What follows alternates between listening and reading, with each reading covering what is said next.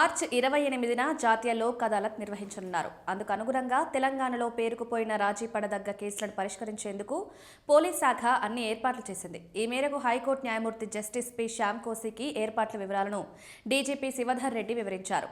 DGP ఆఫీసులో నిర్వహించిన video కాన్ఫరెన్స్లో పోలీసు అధికారులతో పాటు న్యాయమూర్తి శ్యామ్ కోసి కూడా పాల్గొన్నారు.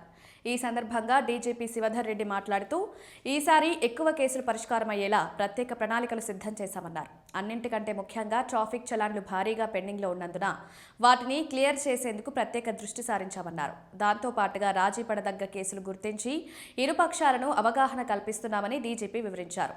ఈ సమావేశంలో cyber security bureau director Shikha Goyal, శాంతి భద్రతల అదనపు డీజీ మహేష్ భగవత్, సిఐడి అదనపు DG Charu Sinha, future city commissioner Sudheer Babu పాల్గొన్నారు. జాతీయ లోక్ అదాలత్ను సద్వినియోగం చేసుకుని పెండింగ్ కేసులను పరిష్కరించుకోవాలని పోలీసులు సూచించారు. వన్ నేషన్ వన్ రిజిస్ట్రీ లక్ష్యంతో దేశవ్యాప్తంగా వాహనాల డేటాను ఒకే చోట చేర్చే కేంద్ర ప్రభుత్వ వాహన్ పోర్టల్లో తెలంగాణ కూడా చేరింది.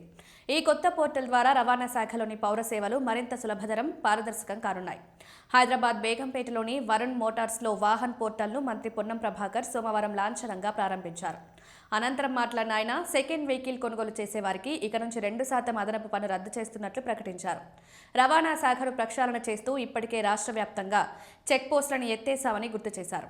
వాహనదారులకు ఎలాంటి ఇబ్బందులు లేకుండా చర్యలు తీసుకుంటున్నామన్నారు. ముఖ్యమంత్రి రేవంత్ రెడ్డి నాయకత్వంలో తెలంగాణ రవాణా శాఖలో అనేక సంస్కరణలు తీసుకొచ్చామన్నారు. ఈవీ విధానం ద్వారా ఎలక్ట్రిక్ వాహనాలకు తెలంగాణ రాష్ట్ర బ్రాండ్గా మారుతుందనే విశ్వాసాన్ని మంత్రి పొన్నం వ్యక్తం చేశారు. రాష్ట్రంలో రోజుకు సుమారు 1500 వాహనాలు కొత్తగా రోడ్లపైకి వస్తున్నాయన్నారు.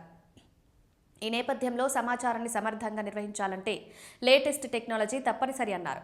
ఈ అవసరం తీర్చడానికి వాహన్ పోర్టల్ దోహదపడుతుందని, రిజిస్ట్రేషన్, యాజమాన్య బదిలీ, పన్ను చెల్లింపులు వంటి సేవలు ప్రజలకు సులువుగా అందుతాయన్నారు. ఇక తెలంగాణ ఆర్టీసీ కార్మికుల సమ్మె అంశంపై స్పందిస్తూ ఆర్టీసీని ప్రభుత్వంలో విలీనం, కార్మిక సంఘాల పునరుద్ధరణ రెండు విధానపరమైన అంశాలన్నారు.